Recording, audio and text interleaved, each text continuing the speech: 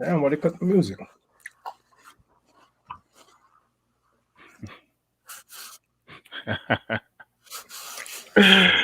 What's up, people? How's it going? Welcome to the FHO Roundtable today on September 9th, 2021. My name is JB Font. I'm here with Rome today. We have a little bit of a skeleton crew today, but we do have a roundtable for you today. Rome, I'm gonna let you finish your. I'm I ain't gonna lie, gonna y'all. I'm let you hungry. finish. I'm gonna I'm let you finish hungry. your food because Rome was kind of hurrying up a little bit. Um, just to let you guys know, if I seem a little kind of out of it and sluggish, I had an extra dialysis treatment today. You guys know what happened to me last week. I was in the hospital. I only got one dialysis treatment in. I'm sorry, I only got two dialysis treatments in out of the three that I'm supposed to have. So I had to have an extra one today. So I'm feeling a little sluggish. But needless to say, we shall press on. Rome, now that you've got it down. Yeah. How you doing today, my brother? Man, I'm doing fine. I'm doing fine. Just ready to start this day. Yeah. Uh, we're gonna be doing something special. I'm gonna let you kick that off, but I'm just ready to start Okay. this off, man. All right. So for the rest of you, I just want to allow everybody to come on in, suss out the vibe, take a seat. If you guys haven't grabbed yourself a snack, go ahead and grab yourself a snack. If you guys need a drink, get a drink. If y'all always want to smoke a bowl, go smoke a bowl. Whatever you guys need to do, Never you mind. know, you know, um, yeah. You might want to take your camera off real quick while you do that. Uh, but um, but yeah. So if you guys, you know, I'm gonna be doing a question and answer today. This is going to be your chance. If you guys want to ask questions on how we feel about certain issues, about how and there may be other FHL members that may sprinkle in throughout the hour, but if you guys have any different questions for us to answer, um, and anything that's been in the news lately that we may have heard about, just please feel free to ask. And I just want to give my hellos to everybody. Um, to non bread, what's up? How's it going? Troy, thank you so much. I appreciate it. I'm trying to get better. Um, let me see. Thank you so much. They live, we sleep. Yes, we're trying to get to 10K. We're over 9K now. We just hit over 9K. Yay! So what we're doing right now is we're trying to do that FHL to 10K. The reason why we're trying to get to 10,000 isn't because we're necessarily trying to become these big lefty YouTubers that get famous. Because 9 is better than 10. No. 10 Well, is better than 9, I should yeah, say. 10 is better than 9, but also And it look the pretty. more people that we can reach, especially with the message and Come especially on. with activism, the better. I mean, that's pretty much what it Yo, is. you see him on the show. You Malik, what's going on?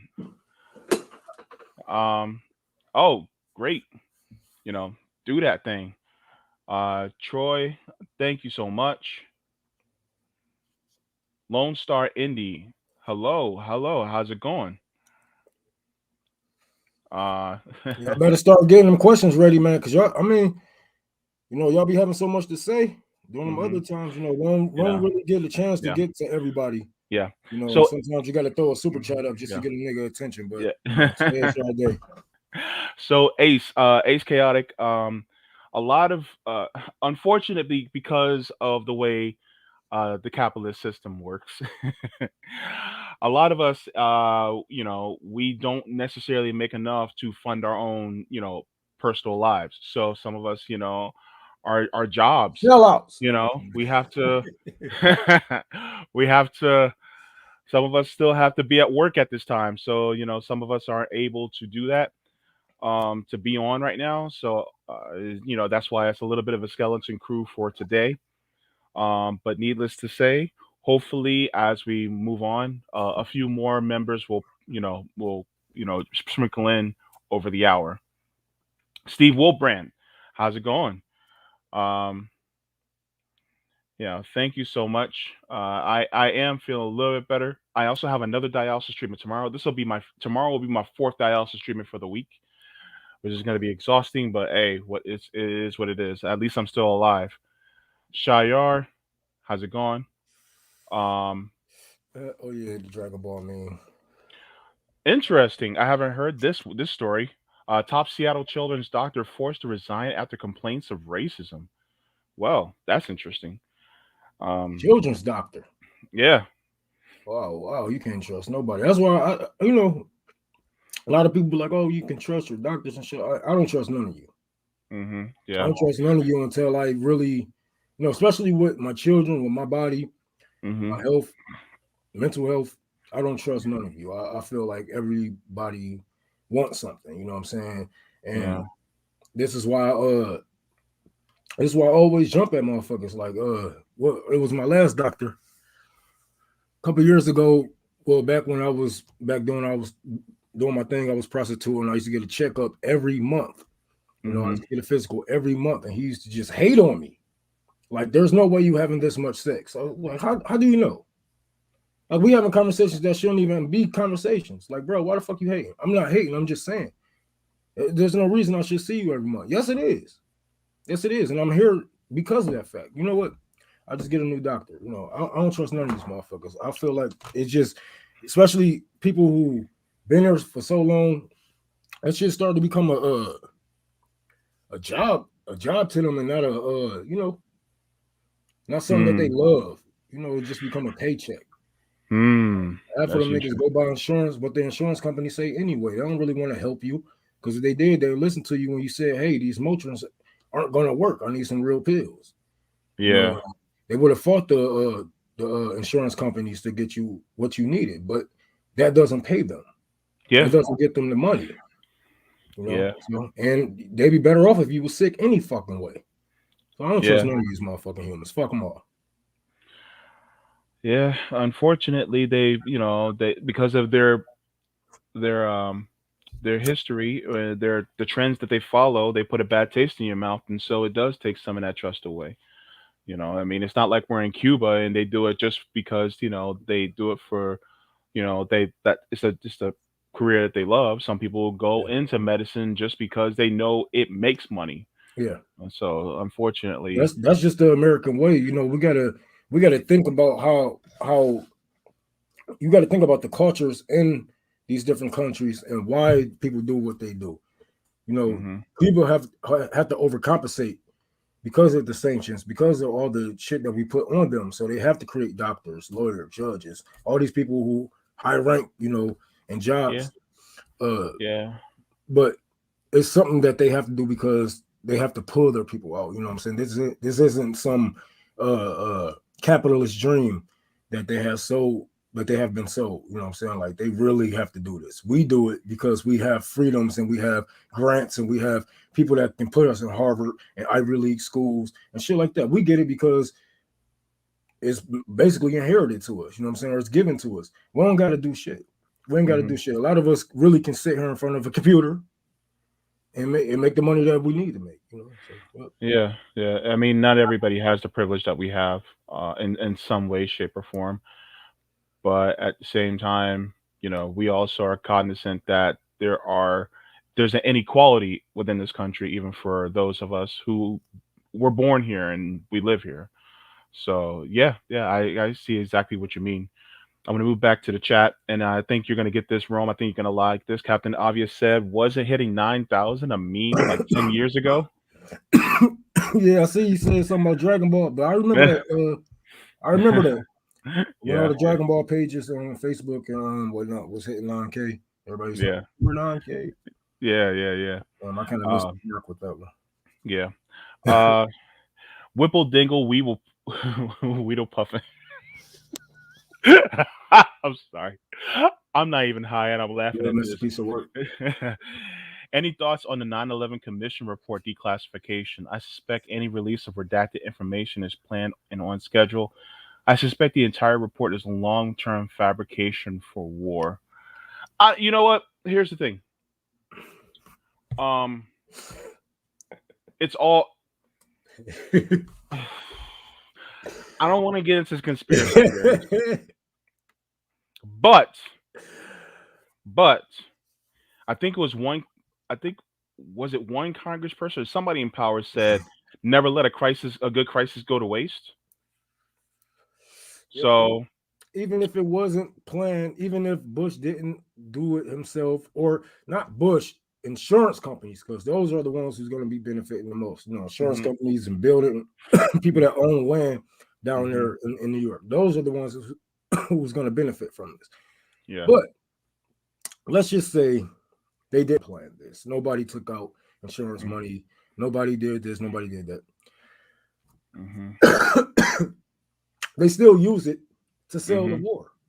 And I'm pretty sure that they knew that I mean, come on, man, how much money did we spend in defense? Even back then, we were spending more money on defense than any other country was. So we should have known, with these spies and all the shit that we got over here, over there, drones and whatnot. We should have known what they was planning.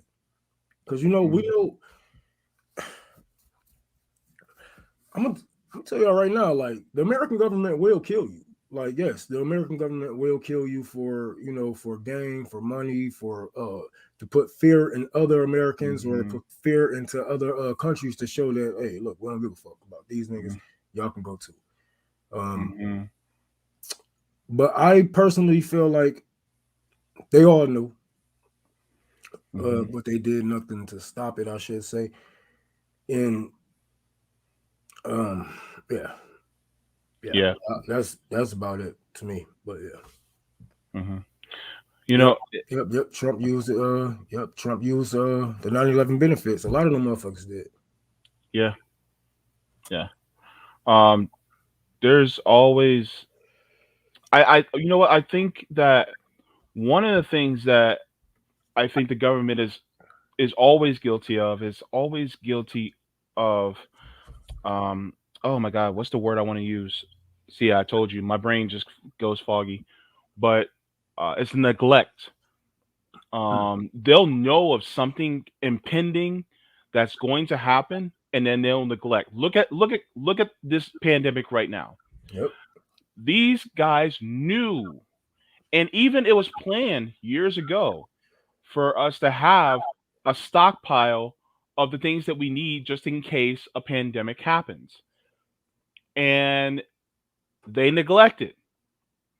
And we knew something like this was going to come because we were overdue. And so it's always they know, but then they don't prepare for it. Yep. And this is supposed to be the government. And so it's always people needlessly dying because of a lack of preparation and a lack of caring about people for whatever we have in the future events. Why? Because a lot of times they always go on that, well, who's going to pay for it? Nobody, they're not going to have anybody pay for it. And the thing is like, who cares? Like, for instance, we should have a stockpile of masks right now, but we don't. Why? Who's going to pay for it? And then they rather let the corporations deal with it. But the corporations aren't going to stockpile things unless there is a supply and demand. Yep. And they're not going to wait until there is a demand, which means people dying left and right because of a potentially deadly virus. So this is the problem. And when it comes to 9/11, they knew for a while that these terrorists were going to plan something. In fact, they know them so well that they helped create them. Yep. So they knew what was going to happen. And we still sold them weapons even after the fact. Yeah, and then they allowed. See, the thing is that I'm not necessarily saying that that I'm trying not to get us demonetized. That the powers that be knew that this was going to happen, but that they planned it was going to happen, but I'm saying that they knew something was going to happen, and they didn't plan accordingly. And so that's the problem. Oh, they planned accordingly because that shit got them paid. Oh Yo, well. it got them paid. They just didn't think, people would care like that because we was conditioned not to really care about each other like that. And now they saw how much people gave a fuck. They was like, okay, well, we can use this as a campaign. Never forget, we're on terrorists, we're on terrorism, but dude, we Mhm. funded them, like we made them people. Yeah, So I mean, look at Dwight Eisenhower when he was talking about the military industrial complex. He warned us, and you don't think that the military industrial complex wasn't listening? They knew exactly what was happening, and they knew that they were going to be making bank on that. And so oh yeah, they did it anyway oh, because they weren't going to be responsible and say, "Oh, well, we're the military industrial complex. We don't want things to get too big either, sir. So we're just going to, hunker down and not push for war." No, they're capitalists. They're going to do that, yep. right? They You know, sold a lot of weapons, man. A lot of fucking weapons was sold. Trillions of dollars was made. Uh, uh, Millions of lives lost, all for nothing. And we spent 20 years in Afghanistan for yeah, nothing. We got nothing out of that except hmm for stolen resources. So, yeah. And uh, sorry, go ahead. oh no, I just wanted to get back on my leak question. Thoughts Hmm. on leaving America? What country would you want to go to? Do you think there's legitimate hope for American citizens? I That's a don't good think there's question. hope. I don't believe in hope. I don't do hope. Uh, you know, I don't have any faith in nobody, you know what I'm saying? Especially American citizens as a whole. No, I think it's gonna take for certain communities in this country to change this country. It's not gonna be an overall revolution like you think. It's just gonna be a lot of poor people in a lot of different communities rising up uh where they are at. So Hmm. I don't think it's gonna be all American citizens. I don't think a lot of people going to catch on to this. Just like a lot of people wanting down with the civil rights, a lot of black people wanting down with the civil rights. I think only 30% agree with it. But I'm only going off the white man facts, so I don't know if that's entirely true. But that's the only facts that I can present to you. But if I was to move to any other country, it would have to be a country that's actually fighting this country, like Colombia, Cuba, somewhere where I can actually have pride in joining, the military or something like that. Because like I was saying on the space the other day, like if a superpower actually went to war against America, I will join that army. Like I will, bring back liberation for my people because it's about time that somebody did something to America. But as far as American citizens rising up, no, I think it's gonna be like fucking 20%, but we only need 3% of y'all to even do anything. Like, what I'm saying? We only need 3% of y'all to cripple the labor force movement. We only need 3% of y'all to cripple the airlines. We only need 3%. So I'm just saying, no, I don't have hope for American citizens overall. Yeah, Just a couple of communities. yeah. Thoughts on leaving America? Um, you know, that's an interesting question. It's a really good question, by the way. But the first question I have is, why should I? Like, and I'm not saying that you're asking, that, but I'm saying, as far as when other people ask, you should leave America, and they may be asking it, in a very caring way, like, man, why don't you just leave America? It's just, and I'm like, why should I? You know, this is my country. I was born here, and I want to improve it. Um, and we do the best we can with what we got. Some of us are able to do, certain things in some ways. Some of us can do it in contrarian ways that kind of, put a fire underneath people, like Rome. Some of us, I'm just good at talking. I can do it that way. Some of us, are great at organizing, and doing work in different areas. Yeah. Um, what country would you want to go to? I mean, if I really was going to leave, man, it's kind of tough because there's certain countries that I want to go to because it's better, but it's still capitalist and they still do imperialism and shit. Mm-hmm. And so it's like yeah, they're better, but it's just it's When do they become us? yeah, it's like yeah, exactly, Rome. It's like when do they become us? Yeah. When do they become the United States? Like for instance, it's like would you rather get first degree burns or third degree burns? Yeah. You know, it's kind of like I just don't want to get burned. Period. You know, so it's kind of like I but I do want to go to. I mean, if you ask me if I can go to places like Vietnam or Cuba or something like Mm-hmm. that, I'd probably be more quick to answer that one. But at the same time, being that I am suffering from a chronic illness, yes, they have great health care, but also the living conditions aren't as great Mm-hmm. because of what the United States is doing as Mm-hmm. far as to their country. So it's just like, damn, it's like no matter where you go, really, you can't escape the United States, in a way.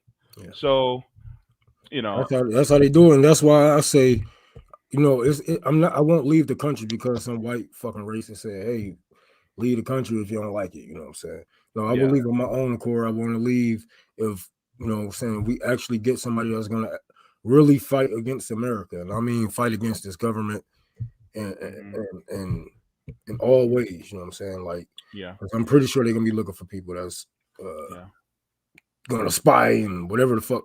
Look, I'm ready to fight because y'all not gonna do it. Like a good Hmm. percentage of y'all, if we was actually take up our arms against this American government, a lot of you are not going to do it. A lot of you probably going to be in our way of fighting the government, like Hmm. you are doing now. When we try to fight the Republicans, we got to fight the liberals. Hmm. So, um, Yeah. yeah, yeah. Yeah. So, do you think there's a legitimate hope for American citizens? The only hope that I see is, people who are willing to basically do what Rome said. I mean, that's the Be only honest with y'all. hope. Hope for America is in what you choose to do. It's not in what we think that's going to happen without us taking action. Because if you think that, oh, we're just going to sit here and hope, it's like, nah, nah. You actually has to be, your hope has to turn into a goal. That's pretty much what it has to do. I mean, other than that, I mean, but that's a really great question, Malik. I appreciate that. Um, It's not selfish to think this way, man. Because I didn't live for 29 years and I didn't seen way more wars than I should have seen in just the yeah, generations and a half that I have lived. Generation yeah, I have lived. It doesn't make any sense. So yeah, hmm, I yeah, guess what I'm saying, don't do unto others what you don't want happening to you. So some hmm, things just gonna have to happen. You know what I'm saying? Some things, some just like that 9/11 attack. When y'all feel like we got attacked, how did that feel? We feel like we were violated. We feel like they came in our country and then did this and that, took our people. We do that every day. We do hmm, that every day. So I have no remorse for you Americans.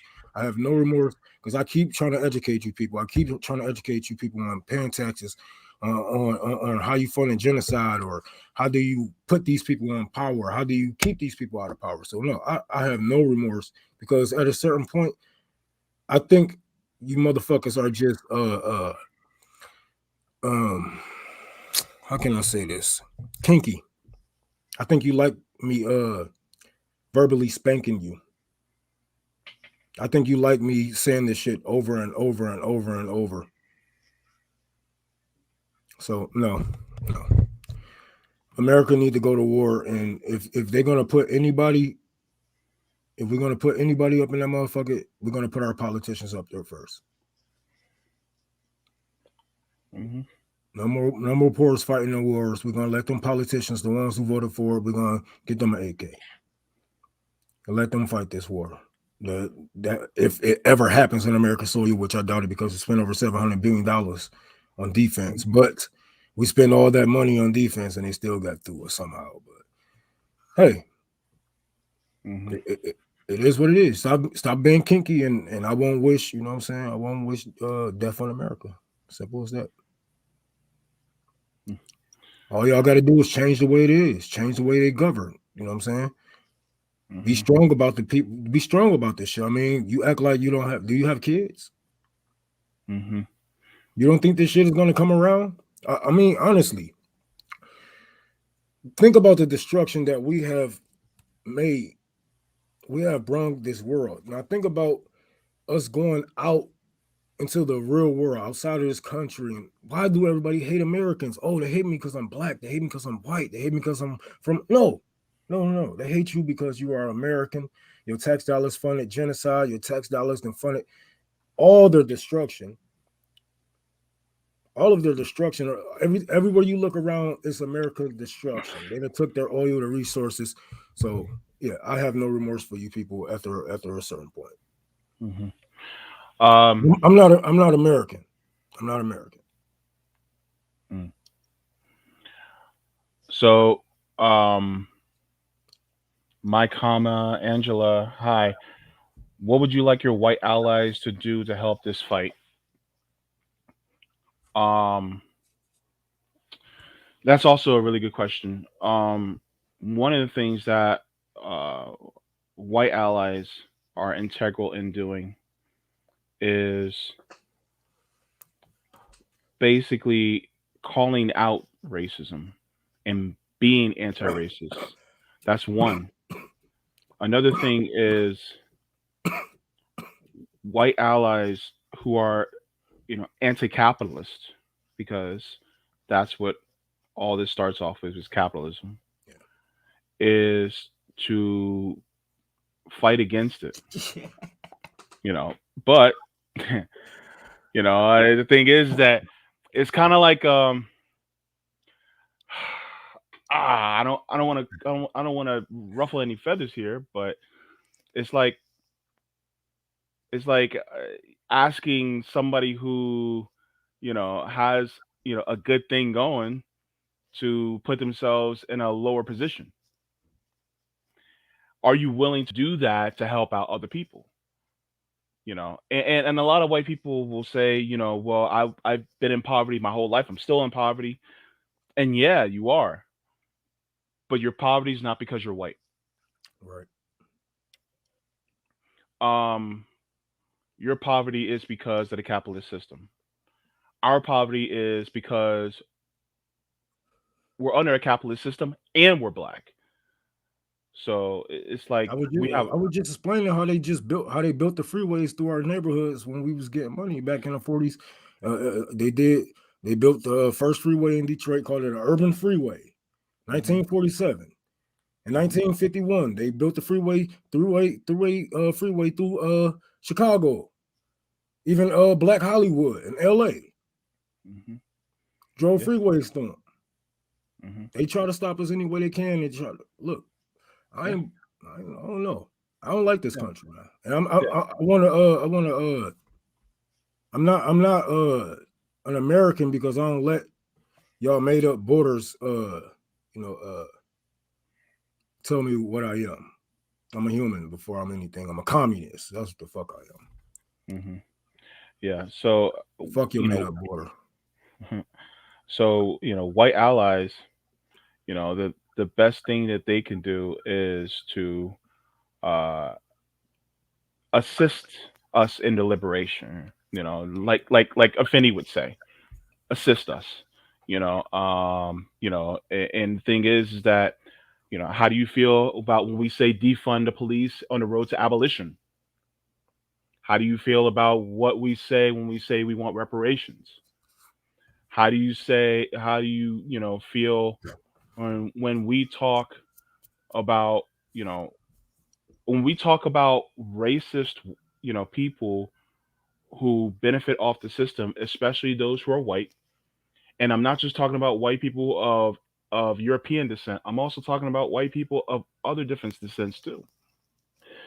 Um, are you cringing when you hear that because you think we're talking about you, or are you or are you, or it doesn't bother you because you know we're not talking about you? You see what I mean?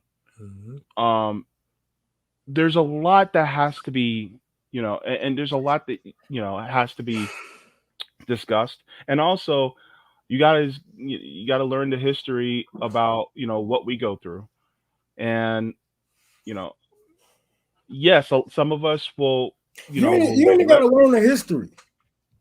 Because if you don't know it, just don't speak on it. Fight how Mhm. you can, fight Mhm. where you can, teach who you can. Yeah. You don't have to be in the front of these fights like how y'all took over Black Lives Matter with the Democratic Party and act like Joe Biden winning was the fucking best thing for Black people since the Civil Rights Movement. Yeah. You see Yeah. how that turned out. You see what happens when we let white people take our words, take our Mhm. movements, take over. So you don't have to be at the front for. You don't even have to be seen. The best the best way to fight is, what I'm saying, not being seen, not being heard. That's how you attack an enemy. If you want to destroy them, Mhm. you got to move under the. You want to put all your fucking shit on the internet, and you want to let Uncle Sam and what I'm saying, the FBI know what they're fucking doing, know what you're doing every fucking time. Oh, I'm educating all these white people. We're getting all the fucking conservatives to turn fucking blue or turn commie, wherever the fuck. No, and that's why I tell y'all, don't be worried about when they take your platform away from y'all, because y'all should be out here in the streets anyway. People should know your name just off GP. People should already know who the fuck you is. Mhm. So don't yeah, nigga, don't even, you ain't gotta be in the way. You ain't gotta say nothing. Just use your resources. You know what I'm saying? To get, if you see a poor organization that's trying to make it, and you know how to get them grants and stuff like that, you can do that. Mhm. Or help how you can. But you do not have to open your fucking mouth. And that be That's the true too. first thing that kills black movements. Just Mhm. like how the CIA had infiltrated feminism. Mhm. But that's another story.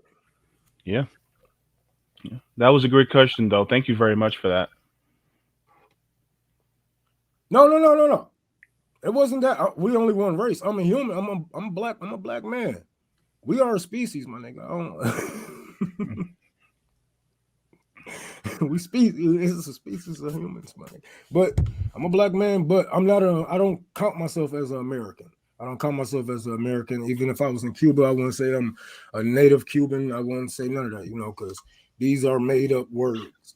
This land is made up. These all these borders are just made up. It's all made up from the heads of some evil motherfucker. Mhm. So I'm sorry about that. I'm trying to send you back your file. Mhm. But yeah, yeah. Yeah. Um. um. So if anybody has any more questions, let me see. Hang on. I'm trying to go through the chat and see more questions. There's many races in the species, just like as many. You got many dog breeds in the species, and we got just different people. We come from different places. That's just Mhm. how it is. But we just got to learn how to work together. And even if it takes us to separate each other. We don't have to live in segregation. Everybody shouldn't live with each other. Everybody don't have to live with the whites. Whites don't have to live with the blacks. Blacks don't have to live with the blacks. It's going to Mhm. take some type of separation. We all not going to get along. We all not going to see eye to eye. But we all need some type of middle ground here to say, hey, we need healthcare. We need housing. We need this. We need that. Mhm. Other than that, it's over. You know what I'm saying? You know Yeah. what I'm saying? I don't really. That's why I mean I wasn't a left to right fight and all this and that. Like, man, you know what I'm saying? And identity politics and all this shit. But man, at the end of the day, man, we just need to work together as one. Like, we all different races. We all Mhm. different types of people. We all like. I would never understand how it's like what it's like to be a gay black man, because I know uh I go through my bullshit as a black man, but I can see and probably like try to understand what it feels like to be a gay black man, but no, I would never understand fully. I would never understand how it's like to be a white dude or a white woman or a woman. Period. You know what I'm saying? That's why I get. I don't know. Yeah, but you go ahead, man. I'm just. No, yeah. I was just on Gene. You know, it's like, yeah. I mean, essentially, that's basically what we're saying. You know, we're saying we're all in this fight together. Thank you, though, Cody. I mean, that's basically what we're saying. Um, we just, have to learn how to navigate through this fight. Um, does someone call themselves a white ally seem patronizing? Shouldn't people of color decide who is and who isn't their ally instead? White people didn't declare themselves to be your ally. I mean, look, you know a person by their actions, Yeah. and so they can, it's just like Nancy Pelosi calling herself a progressive. We know she's not a progressive, but you know, and we'll be like, nah, she's not what she calls a progressive, whatever that means. We don't even use that, but we know who's our ally, and you'll know who the ally is by who they associate themselves with. You know, so Yep.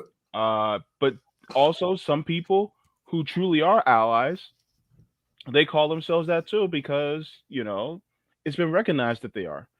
So I mean, it's kind of a semantics argument, and when it's you know, if you're with us, you with us. Yep. I'm just gonna put it that way. I'm You just gonna say wouldn't. it. That's why. That's Mhm. why. You know, what I'm saying, like, I have a short fuse when it comes to a lot of white leftists when they try to question our methods and question the way we dance. And I'm telling Mhm. them, like, I always tell motherfuckers, you know what I'm saying? It's a rhythm to my madness. Just dance with me, you know. But they go, Mhm. oh, what do you mean by defund the police? That's a bad slogan. Like, bitch, ain't nobody, and this ain't no motherfucking slogan. You know what Yeah. I'm saying? This is our lives out here. What you talking about, bro? Like, oh, Yeah. we have to appeal to white conservatives. No, the fuck we don't. The only people that No. live here is black conservatives.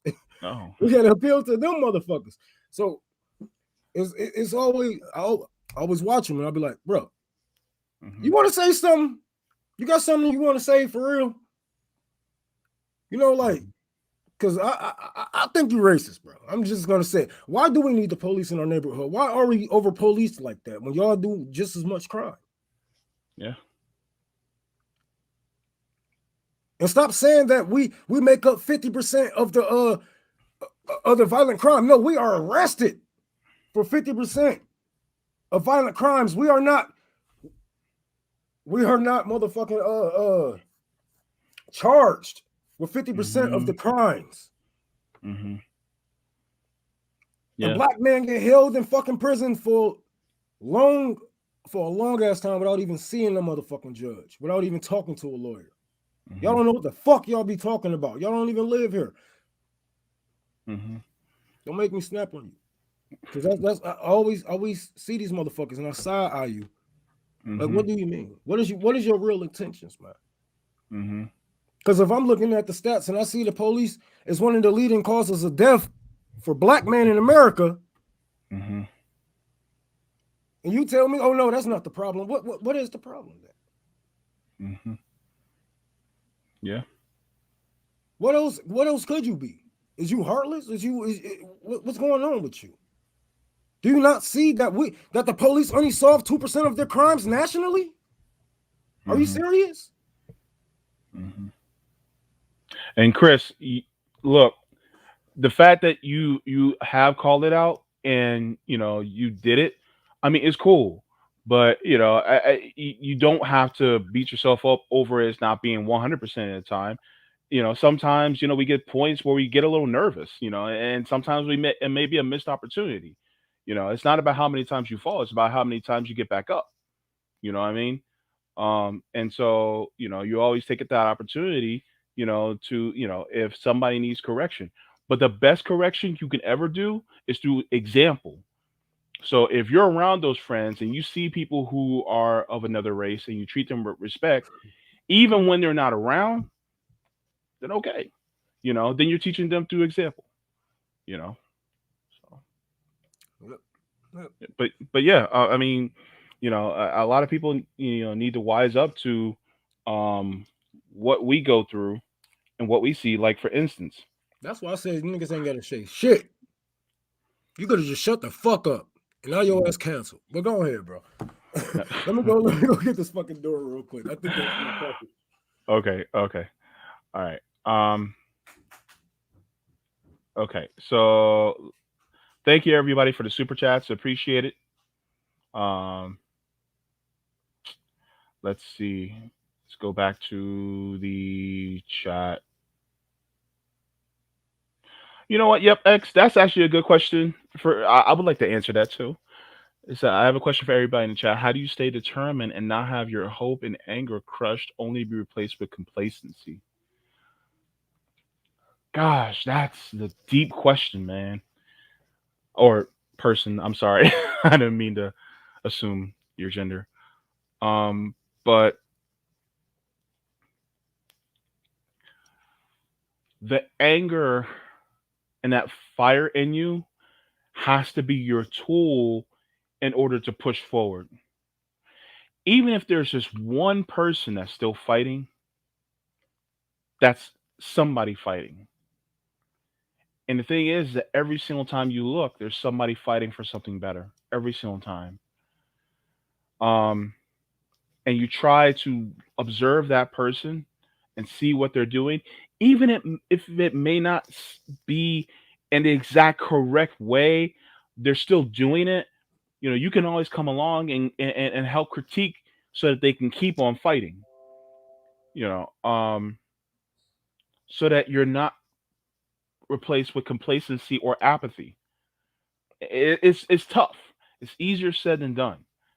I mean, I'm a bit real talk. Today, I was going through Twitter, and there's points in time where I honestly feel like, man, do I even want to keep doing this in FHO? Like, we're trying to spread this message, and people just, the left it feels like it's divided. People aren't just listen. People aren't listening. People are so propagandized and stuck. And even when you try to get the propaganda out, people still fight against you. It's like it's like when you see a stray cat that's stuck in like a drain or something like that, and you see them crying out for help, but then you try to reach to help them, but then they try to scratch your hand, and you're just like, hold up, I'm trying to help you, and they still keep resisting, even though you're there to save their life. And we're not necessarily physically saving lives, but we're educating people so that they realize that they don't have to die needlessly in a system that oppresses them. And that's what it feels like with people who are overly propagandized. And it's tough because, you try to do that, and then sometimes you're too late. They fought so much against you that they get washed away. And so that's something that is tough, but you got to keep realizing that somebody's going to listen, somebody's going to act, in a way that's going to be beneficial for all people. So you just got to keep going, and that's basically how I try to deal with not becoming complacent or apathetic. It's easier said than done, but we have to do it because it means our very survival. I stay angry as fuck because I stay updated on the news. That's how I stay determined on Hmm. what city I'm gonna hit, or what Hmm. I need to do, what is my next step, Hmm. you Yeah. know, really getting to know what's going on the ground. That's what keeps me Hmm. determined. That's what keeps me going Hmm. with this shit. And I know I got Yeah. some uphill battle, a mountain to Yeah. fucking climb actually, with no fucking gear, but Yeah. I want shit, to it's gotta be done, man. I want to give some attention to the chat in Rockfin. Yes, we are on Rockfin, and we do have people watching. Thanks to Glenn Combs on Rockfin. He said, "Hey, love your podcast.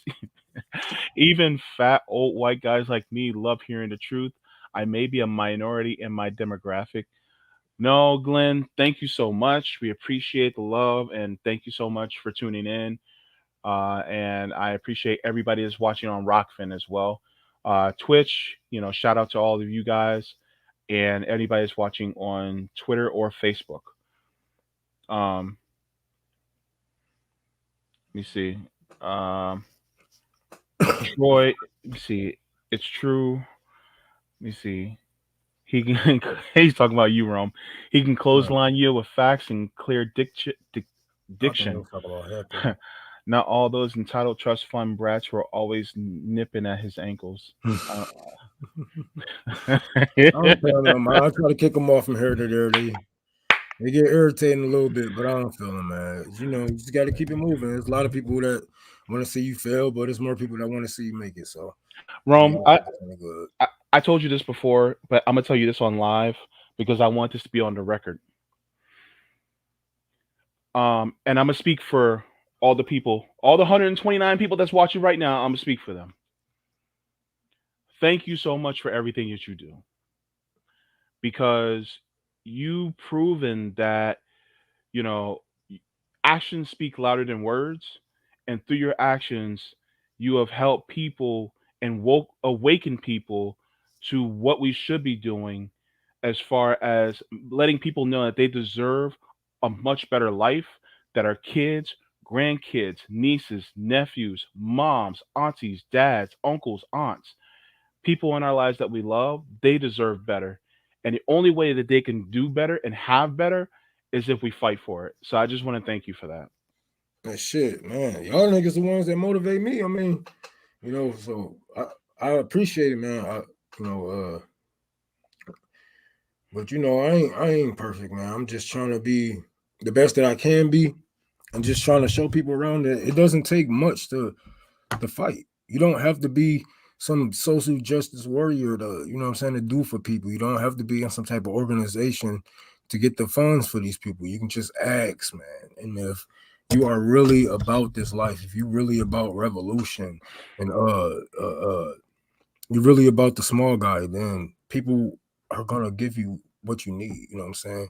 People are gonna be behind you 100%. And sometimes it's gonna take for you to just start in your own neighborhood. It's gonna start by just going word of mouth and have building up a good name for yourself. That's Yeah. all it is. But it doesn't take much. You know what I'm saying? It doesn't take much at all. Like But I uh want to dive in on this though, because you get a lot of people, especially who are capitalists, who will say, "Well, humans are just inherently selfish," and then they'll go off on their tangent about capitalism. And you just said something really important there. You were like, "I just ask people, and they give us what we need." yeah, And so it's like, wait a minute, hold on. That kind of goes against the whole narrative against capitalists, because now you're saying that people also, many people are inherently compassionate and kind, and if they see somebody suffering and if they see uh-huh, somebody that needs help, then they're going to help. And mhm, I think that's what you're proving. And you're proving it not just by saying it, but you're actually doing it and showing. You're like, look, I just proven that people can be inherently compassionate, yep. by, how you treat them. Like, if, what you put out is what you get back. And I wasn't always the nicest guy. Like, people can look at my records and stuff like that. Like, oh, the fuck, this guy is Yeah. like, holy fuck, Yeah. this guy is a nice game banger and stuff like that. But Hmm. yeah, Yeah. you can change. You know what I'm saying? Exactly. You grow once you get out of your community. You start talking to more people. You start learning things. Start listening to people. And you will feel the pain that people have been suffering from generations, man, generations of inherent hurt Yes. on our people. So, that's one of the main reasons why I'm out here now, and main reasons why I want to keep the Black Panther Party alive. You Hmm. know, we just gotta do what's best for our people. We gotta keep our people first, and no matter like, it's so many things. Like I could have sold out. I could have went to work for Fox.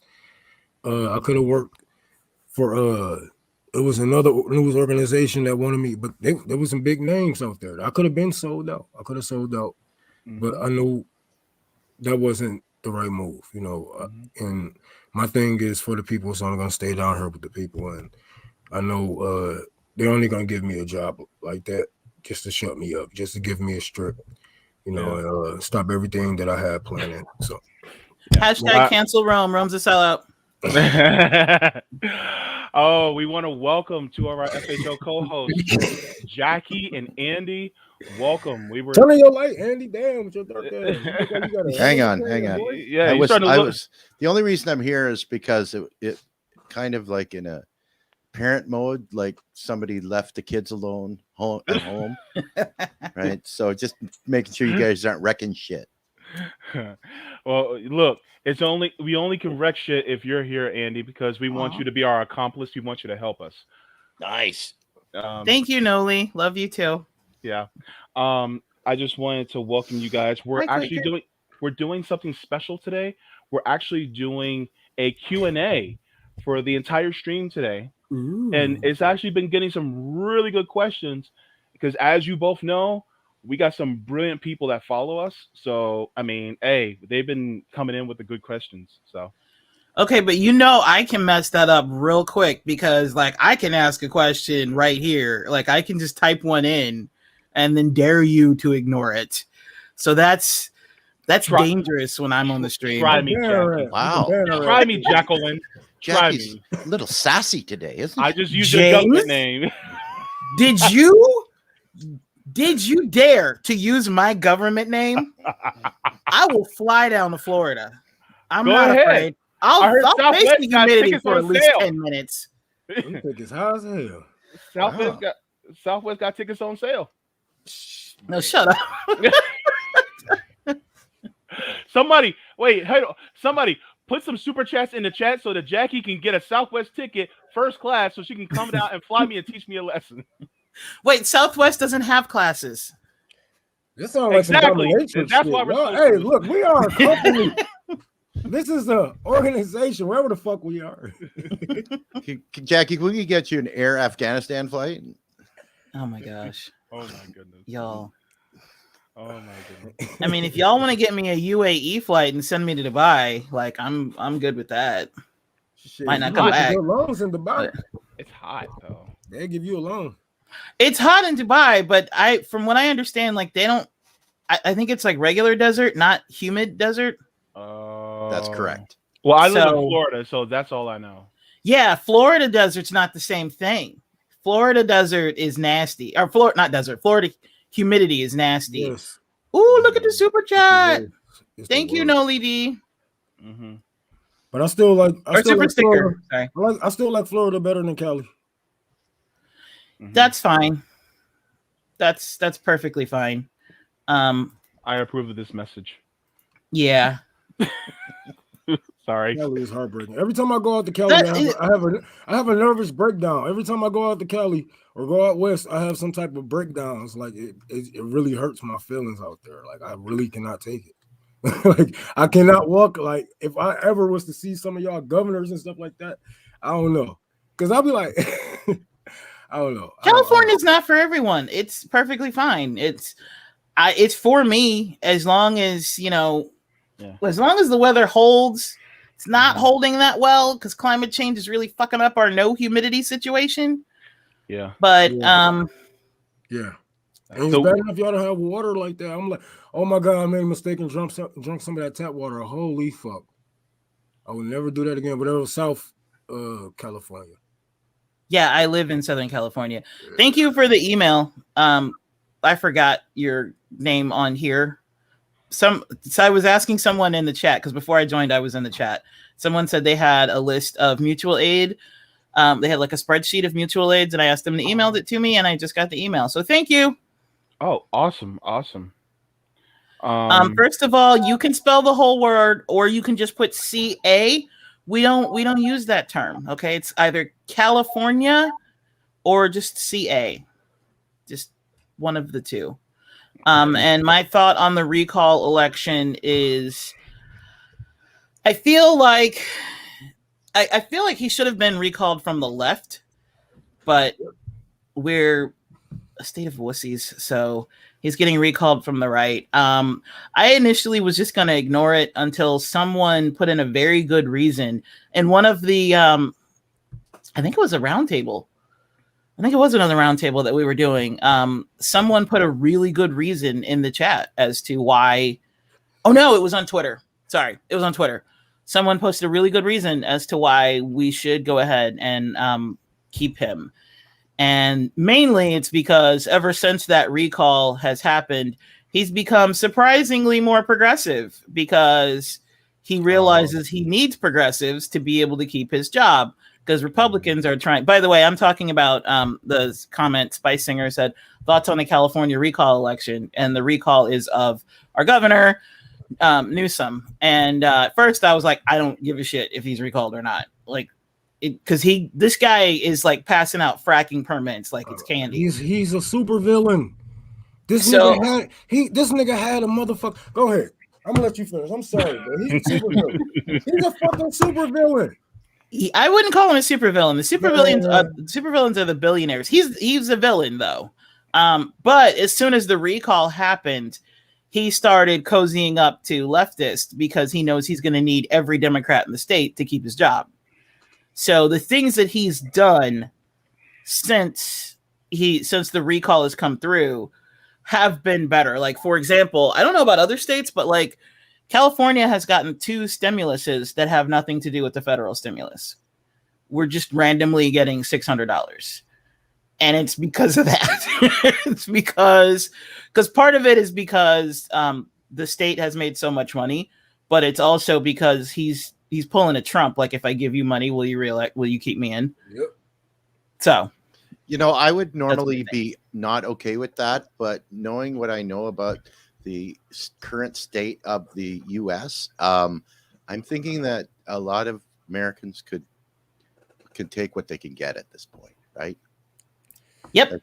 Like use they it. Suckers, bro. That's what they get. This motherfuckers get from letting Newsom do all that bullshit. This they get from not paying attention to how mad Republicans were. Not only Republicans, but lefties over there was fucking pissed off at Newsom. So yeah, this is what you get. I mean, I really don't care. We need to get him out of there, period. The way he's fracking the hell out of California, man. He's not doing anything for the homelessness, and I don't give a fuck about him approving something for tiny homes. We got more than enough homes to house the homeless. Get the fuck out of here. Even all those motherfuckers. Like, I used to be in favor for them tiny homes in California.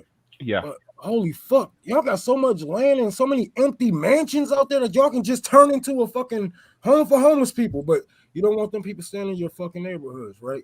All right, then, fuck you now. You know what I'm saying? Don't fuck them tiny homes. We don't want them.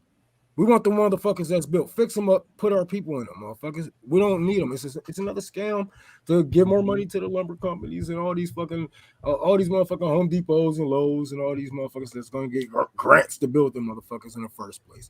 It's nothing but another capitalist hold on it. And if they weren't making money off of it, they wouldn't pass it, just like he didn't pass it the first fucking time when they tried to pass it. Mm-hmm. So fuck them. Don't be progressive now, nigga. You should have been progressive when it counted. Fuck you. Yep. You lose your job, whether it's from the right or from the left. You still lose because, nigga, they all the same. Yeah. So suck it up. Maybe you should have paid attention. Mm-hmm. Skeptical Mantis Channel 10 said, what is the best way to start organizing your communities? I have been thinking we could use street epistemology to meet new people, hear their opinions, and encourage critical thinking. This is something that actually has been very well done by people like Rome and Affini, and there's also different types of groups that are local. Right now, they're doing a in the damn wars protest. I know they're doing one in Jacksonville as well as in Washington, D.C. So if you know of any type of events like this is also a great way to network with people so that you're able to get these type of actions done so that you can, organize more people and also go out and have more conversations with people so that we can organize things. I think next in November, we'll be doing a general strike event for, I think, 3 or 4 days. So we're also going to be having conversations like this as well. But this is a good time to, to do things like that if you possibly can. If you're the type of person that's disabled or unable to go out, maybe you can find some on social media or different websites or different groups that meet on Zoom or something like that. But yeah, there's different ways of being able to do that street epistemology. I'm not exactly sure of the definition of that word, but I think of Episcopalian, which is kind of like almost like an evangelizing type of word, but it's evangelizing in the form of doing organizing work for organizing, your communities for, doing, mutual aid and things like that. So, yeah. Well, I want to add on to that. Go ahead, sorry. You don't necessarily have to preach to the world. You don't have to, like, we started a YouTube channel to basically talk to people, right? To do just that, right? Yeah. But you don't have to do that. You don't have to be a public figure. You can start with convincing your parents, your neo-lib or conservative parents. It can continue by telling the people you work with. You can start where you are and informing the people around you, because odds are most of the people watch the news and are propagandized by the misinformation. So that's a place to start. Just, you don't have to go out and preach to the world. You can start at home. Convince your brothers and sisters, convince your neighbors, your coworkers, your boss. I'm annoying as hell at work because I'm constantly talking about socialism. And like when I have a problem at work, instead of quitting, I'm like, no, you're going to fix it, because it's not just a problem for me. It's a problem for everybody. Start there. Right. So. No, I agree, because imagine if you have a normal conversation with a neighbor that you've never talked to before, and you find out two things. You find out that you're diametrically opposed politically, but you just happen to have some crippling medical debt, or you have crippling student debt, or any number of things that's wrong with the current neoliberal policies that are ruling the US, right? It's that connection that Americans have lost. It's that sense of community that Americans have lost because you've been told to be so fucking tribalized, right? It's amazing. And it's perfect opportunity to just get in touch with people in your neighborhood, right? We had this discussion, was it last Roundtable, Jackie? We were talking about community gardens, right? Like feeding your street with a garden, and people don't have to go out and buy vegetables, right? All of this stuff is the mutual aid that we need right now, because clearly, we can't depend on the government for anything, right? Currently. Yes. And so what we've got to do is reach out, and we have to start concentrating on what makes us the same and not on our differences, which is what that elite class and their media mouthpieces continuously tell us to do. It's that simple.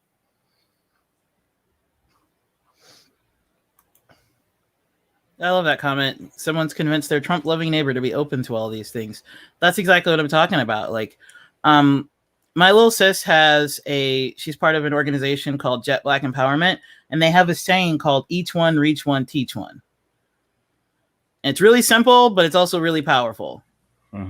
If each person reaches one more person and teaches that person, and then that person reaches another person and teaches that person, basically it's multi-level marketing, but for communities. So, yeah. I want to give thank you so much to Yummy Socialist for the super chat. Is everyone's thought on Brianna Joy Gray and Talia Levin? Did anybody see any of the Bad Faith podcasts with Talia Levin? They were talking about, having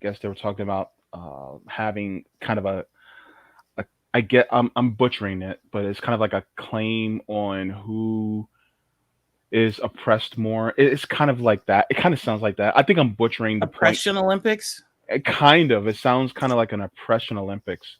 Brianna Joy Gray, I think, was saying to the point where we don't have a lottery. We didn't win the lottery basically on necessarily the oppression Olympics. That's not really the point that she's trying to say.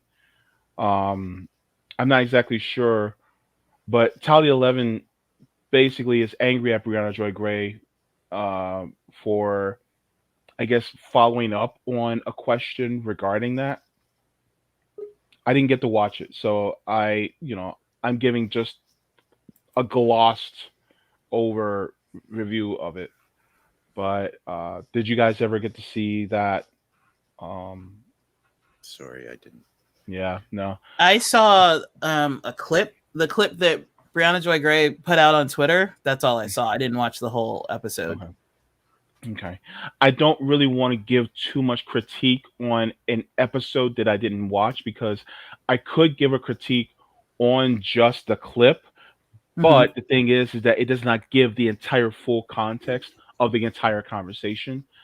I don't want to necessarily give a critique on something that's only clipped in part. You know what I mean? Yeah. But uh, you know, from what I'm observing, is Brianna Joy Gray is she's basically showing all the receipts.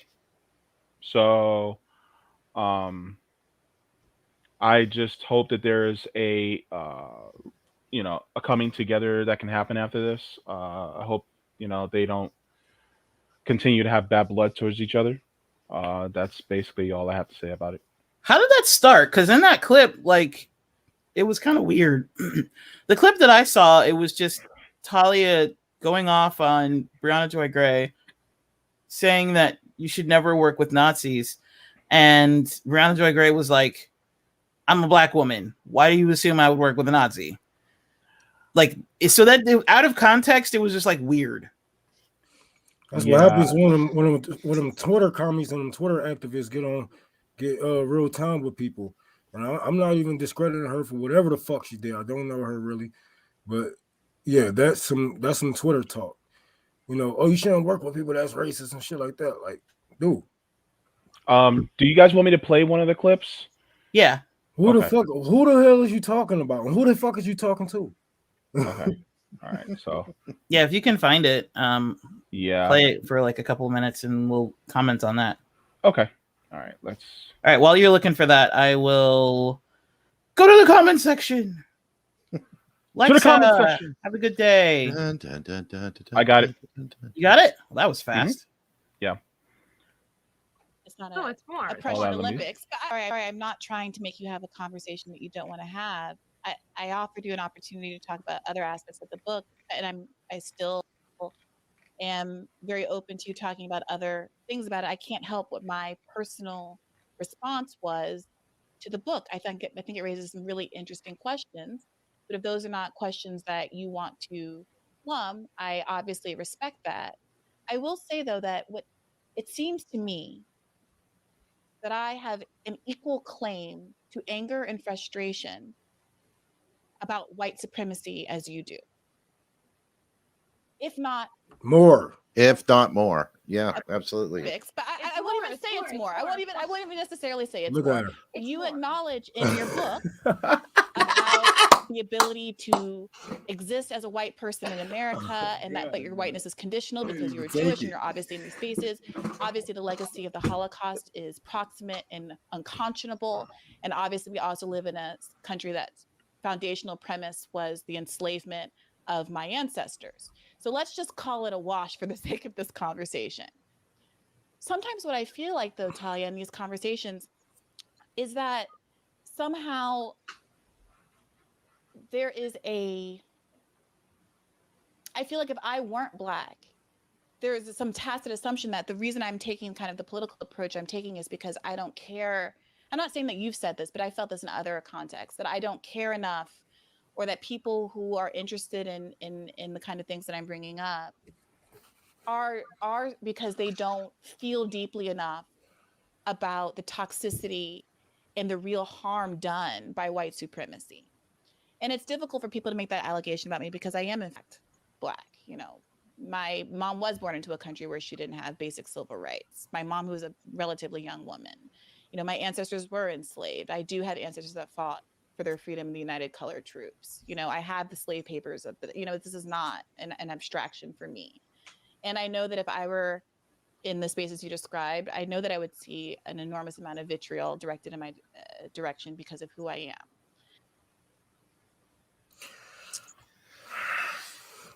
I think that the context, the earlier context needs to be there about what set Talia off and what made her mad. This? Yeah, right? like, because I don't think without that, it really doesn't make any sense. Like, why would you critique a Black woman for the way that she feels about white supremacy? I don't understand. even if Breonna Joy Gray was Republican, even like Candace Owens, you know, stop telling Black people how to fucking think. Stop telling them they're fucking traitors and all that, but you guys don't. Just shut up. Just shut up. And she have some nerve to sit here and golly gee golly. What the fuck? Yes, nigga, I should be more pissed off than what you will. If anything, you benefit.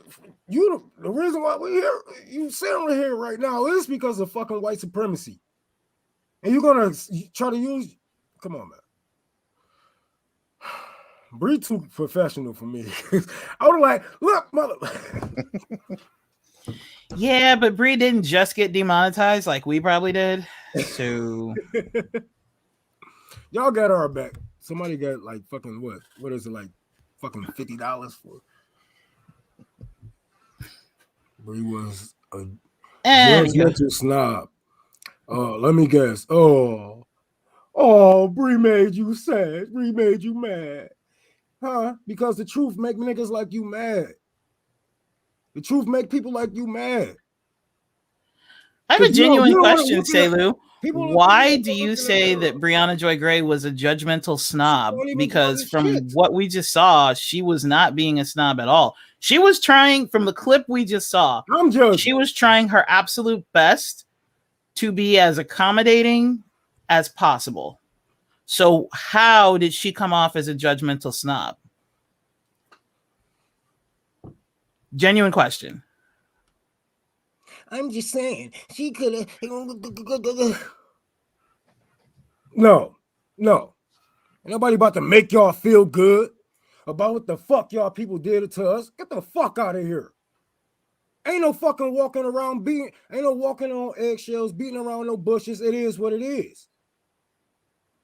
And she wasn't judging the damn thing. She was just giving her a brief history lesson. Hey, I am a Black woman. You should know your history, at least, before you try to say who should be mad or who's working with who. You people don't even know how to flip your own fucking conservative family members, but got the nerve to come to us. When I done flip more people in your neighborhood, you can't even flip people in your household. Shut the fuck up. Shut up. Don't come at Bree. Don't shut up. Shut up. I'm judging her. Snobby ass. Don't even deserve to be on that fucking platform. I'm judging her. Fuck out of here. Next. Who got the next fucking question? Motherfucker. There was one. Somebody asked about bad jacketing. Fuck out of here. Did you have something to say about it, JB? Man, damn it, man. Hold on. Hold on. I'm so scared to say I don't want to be canceled. Fuck that. Run into the cancellation. I refuse to bow to any of you cancellations. Any of y'all cancellations, I'm going to say what I want to say. I don't care. Because I'm tired of holding back. These are y'all kids grew up and you got into politics. All you debaters that was debating in fucking high school that wasn't really getting pussy like that. Nigga, that's y'all niggas got into fucking politics and now y'all niggas ruining everything. Okay, see, this is why you're Rockfin only, Rome. Every fucking thing. Y'all are censoring every fucking thing. Y'all are making this shit about how y'all feelings. Ain't your feelings. Fuck your feelings. Fuck your feelings. Shut up. Ain't nobody about to sit here and hold it. What the hell, man? No, I am not my grandfather, bro. He marched for that shit. I'll punch you for it. So JB, your take on this? You're muted, JB. You muted yourself. Yeah, so I found another clip. I'm not exactly sure if it's the exact same clip or an overlapping one of it. I was Okay. going to go over it to see if it had any context, any further context to what Andy was alluding to, that we needed more context. Okay. But as far as Brianna Joy Gray is concerned, she was very measured. She was not uh, snotty in any way whatsoever that I saw. She said that she was going to leave that as a wash. Um, and she's talking to a woman of Jewish descent. Jews have went through an atrocity, back in the late 1930s and 1940s, which is true. They went through a Holocaust that should have never happened, and that it was a horrible atrocity in our human history. But at the same time, to scoff at a black woman who has a history of family that has experienced many holocausts through our own history as black people, being enslaved for 400 years, I think really the one who was being kind of arrogant was her guest, because the scoffing at that. Now, she said that she didn't want to get into it. And from what I've observed, Brianna Joy Gray actually was letting it go. But she went into the conversation, so it was an allowance for Brianna Joy Gray to ask a follow-up question. So that's from what I've observed, and the little bit that I've seen.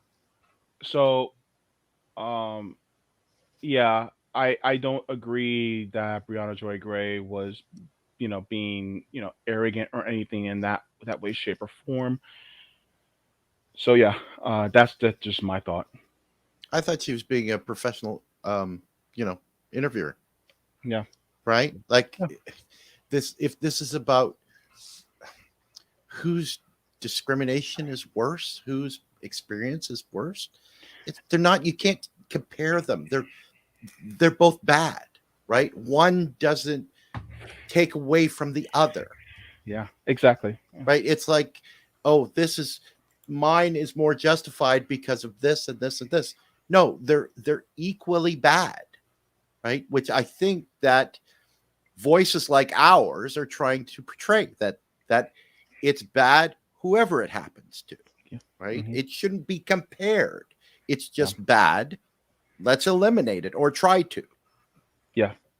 I agree and disagree with that statement. I agree that Oppression Olympics does nobody any good. Nothing good comes of it. But the reason why I would say that it's different for blacks is because things haven't changed. Right. Jews, they're met a certain point where Jews were no longer being oppressed, and now they're largely just considered white. Whereas we're never going to be considered white, and we're still not considered fully human like everybody else is, which is why we have to say Black Lives Matter, because constitutionally we still don't. That's the only place where I would separate. But aside from that, I would still say, like, the whole notion of Oppression Olympics is stupid. If people are being oppressed, let's try to end it, no matter who they are, no matter what they look like, no matter what the reason. Right. Yeah. Absolutely. So that's my takeaway from it. Yeah. You said you found another clip you wanted to show us, JB? Yeah. Yeah. Yeah. And Jackie, I appreciate your answer. It was also a pretty nuanced answer. I appreciate that as well. So yeah, I'm gonna play it right now for us. Sorry, I'm not trying to make you have a conversation that you don't want to have. I offered you an opportunity to talk about other aspects of the book, and I still am very open to talking about other things about it. I can't help what my personal response was to the Okay. book. I think it Okay. Yeah, I'm sorry. That was, I think, just another repeat of the same clip. So Yeah, I was gonna say I thought that was the same thing. yeah, Okay. yeah. So, but I think we made our point pretty clear for the most part. If you guys want me to, I can look for another one that she has posted on here. But for the most part, we can talk about it more at length another time, especially. Yeah, I think that if just a little more prepared and something that Yeah. actually shows what they were talking about would be better, Yeah, right? Than yeah. trying to piece something together now with all the facts and Yeah. Yeah. Yeah. But yeah, so as far as other other questions in the chat, again, everyone in the chat, this is a Q&A, and whatever questions you guys have, I think we missed some, and so we apologize. This chat roll goes, and then we can only go back up so far. So if we didn't answer your question, please feel free to ask it again, because we didn't get to it earlier, and we do apologize. Can I bring attention to one question? Sure. This one from Phenomenal Mysticism. What do you think about the frequent bad jacketing that occurs within the online left, meaning they prefer personality over strategy when it should be strategy over personality? Like the motherfuckers who still worship Bernie, Possibly. even though they should be out here doing everything Bernie Sanders is supposed to be doing. Yeah. We can put that in a lot of ways. A lot of people still worship Stalin. So I don't know. I guess it's fucked up, but shit, that's how people is. You know what I'm saying? Like we all was raised in this fucking commercial type of life. Everything is commercial, everything is flashy, and we all got our heroes. And like this, never meet your heroes, man, because they might be an asshole. It might not be who they really are, But as they associated with Dora, hold on, what? We don't support force to vote. Yeah. You talking about like using movements to shit on them, using popular movements to shit on them? Yeah, I can give you the definition of bad jacketing. Actually, that's what they fucking get paid for. Yeah. Ain't he paid by MSNBC? Ain't he Actually, let me share a screen. Yeah, Keep going, Rome. He's paid by MSNBC, correct? Who? Sam Cedar. Oh. So it says here, it says bad jacketing is the practice of creating suspicion through the spreading of rumors, manufacture of events, etc., that bona fide organization members, usually in key positions, FBI, police, informers, guilty of such offenses as skimming organization funds. Man, this is the same fucking this is the same thing that they used against the Black Panthers when they were smearing, when they were smearing earlier, smearing Malcolm X, smearing Fred Hampton, smearing anybody that they can, because it's not about they know first of all would have would have did wonders for people. But it's not about that, you know what I'm saying? Just like the civil rights, so all these people were like, oh, well, we want this and that for people, but look at these people. Look at, you know what I'm saying? Like, yeah, it's the same strategy. They just passed it down to the little people to shit on the left, you know what I'm saying? To pull the left apart. That's all it is. Bad jacketing can be it's kind of like creating suspicion, almost like me asking some random guy, so how many years have you been beating your wife? And I didn't ask him if they did. I just started saying, how many years have you been beating your wife? And then next thing you know, they're going to be like, oh, I don't beat my wife and blah, blah, blah. And next thing you know, you created suspicion. Now other people around are going to be suspicious of that person and their actions of what they've been doing. And it's creating that suspicion So basically, that's basically kind of a little bit what bad jacketing is.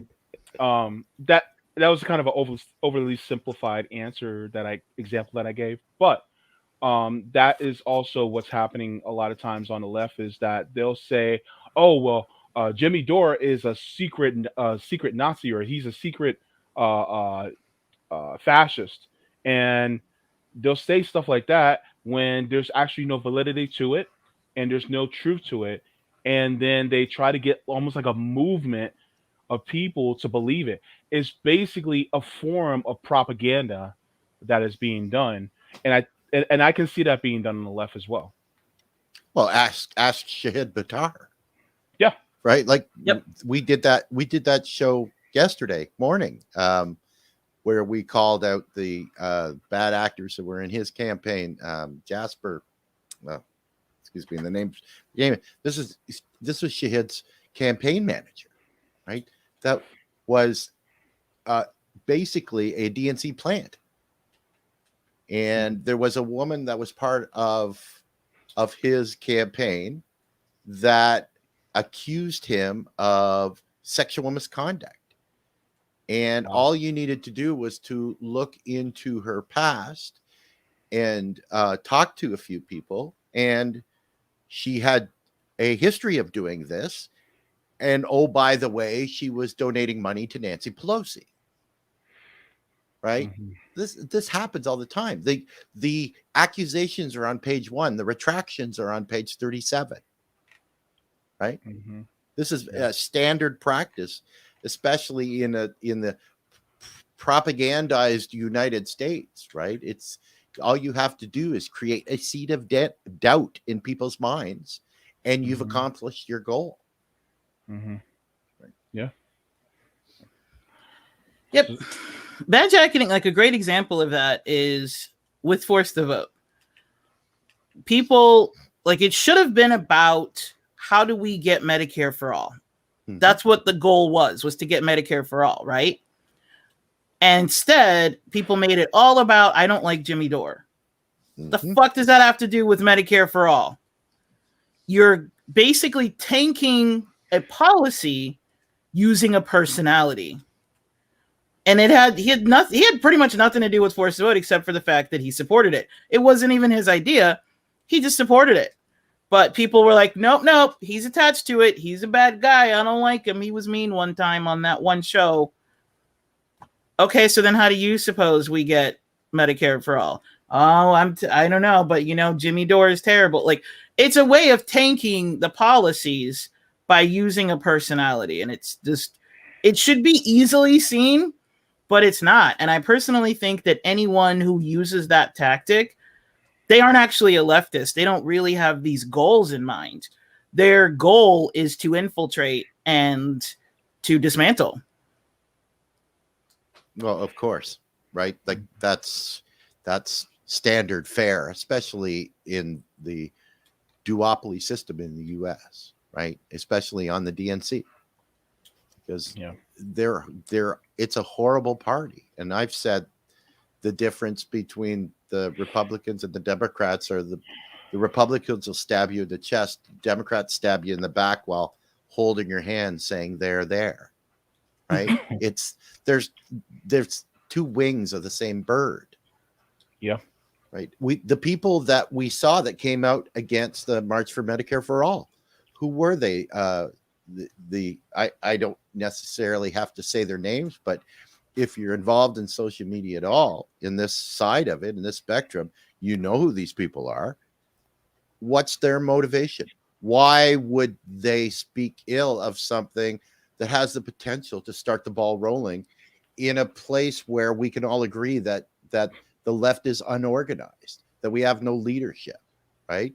The only reason is because these guys don't want it to succeed, because they're tied into the DNC, they're tied into the Democratic Party in ways that in their own minds think that will get them a payday, right? Mm-hmm. Because they've got connections, right?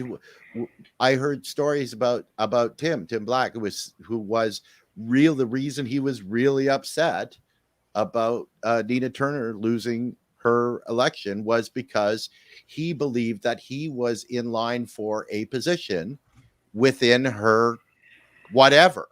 To sell those ugly ass wolf. He lost his payday.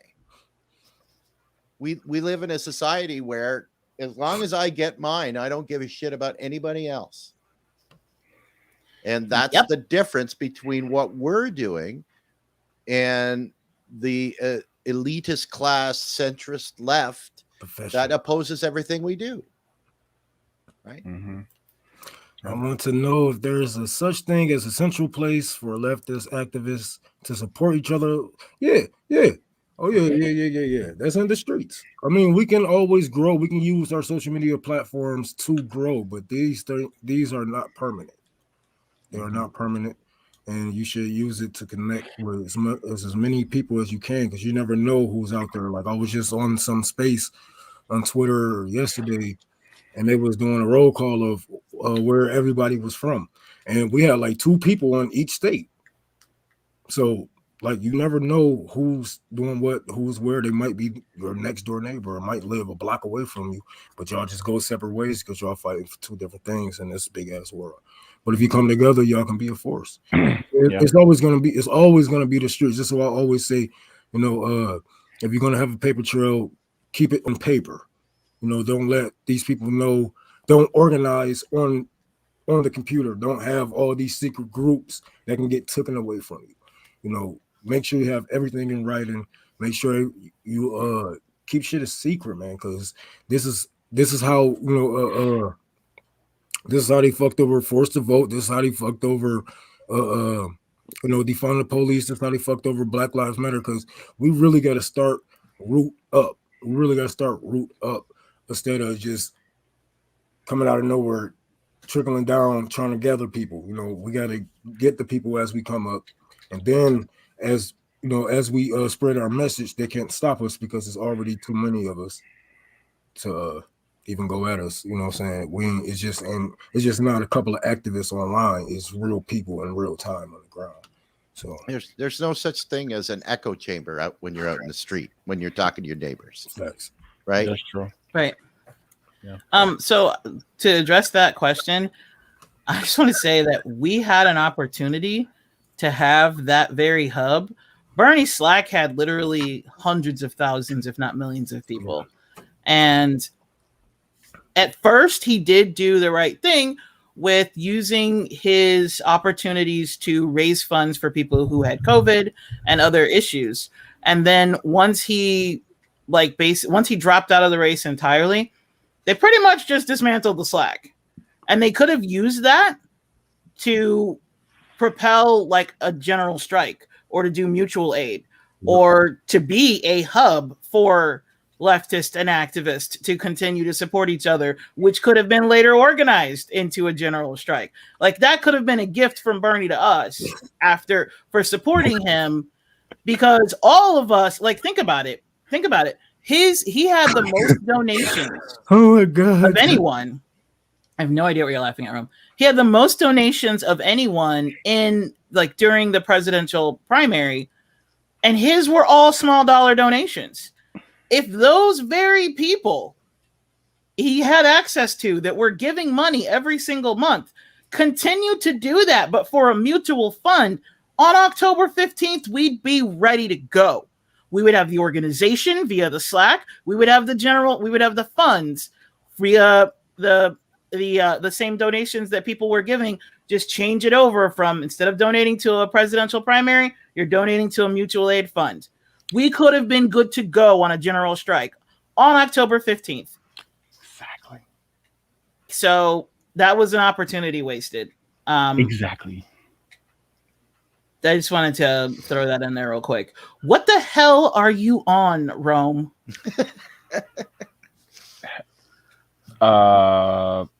Jackie, don't answer that. Are you actually? Don't. Nope. I do not actually want to know. Okay. That was rhetorical. Okay. Anywho. Hold on. I'm trying to find a comment. What? Oh my gosh. I'm sorry. I gotta show this fucking comment. This have to be on. I gotta save this fucking comment, dog. I can't wait to see it. Oh, Okay. If it it's gotta be from Givenchy, just don't even post it because that's probably what it is. I gave her Oh the my wink. God, dog. Here we go. Show it, motherfucker. Oh, Them stripes ugly as fuck.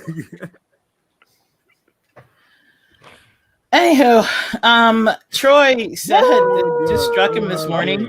How's the Frito-Lay strike going? Sorry. You know what? When I was in the store the other day, I thought, it would be really cool if we had an app that would let us know either who's striking and what not to buy, or because of someone striking, here's what you can buy.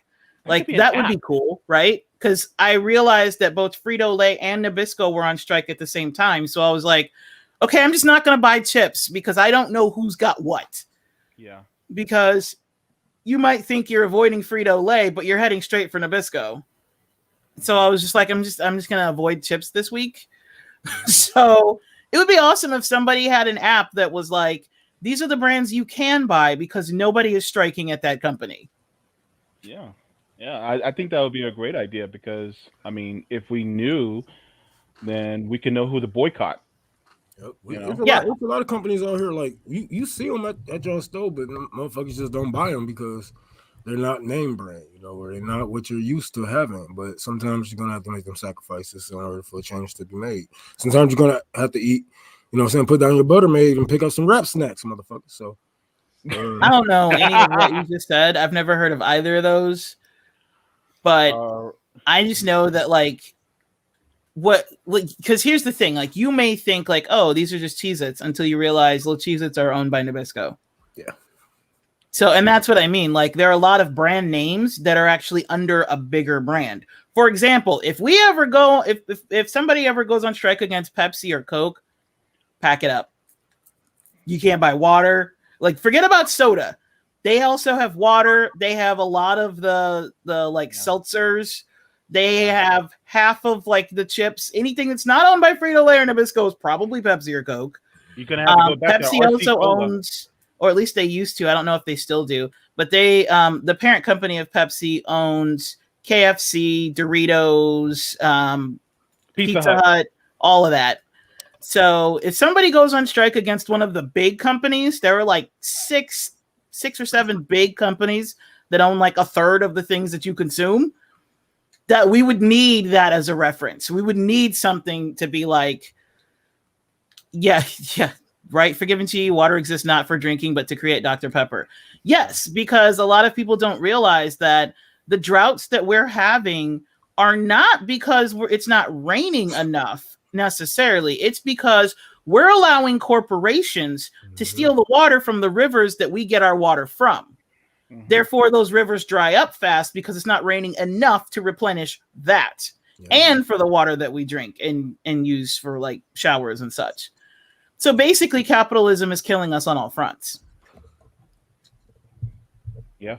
These people are psychopaths. They act like they don't have to live here. I really don't get it. The CEO of Nestle literally is on video saying that he doesn't believe water should be free.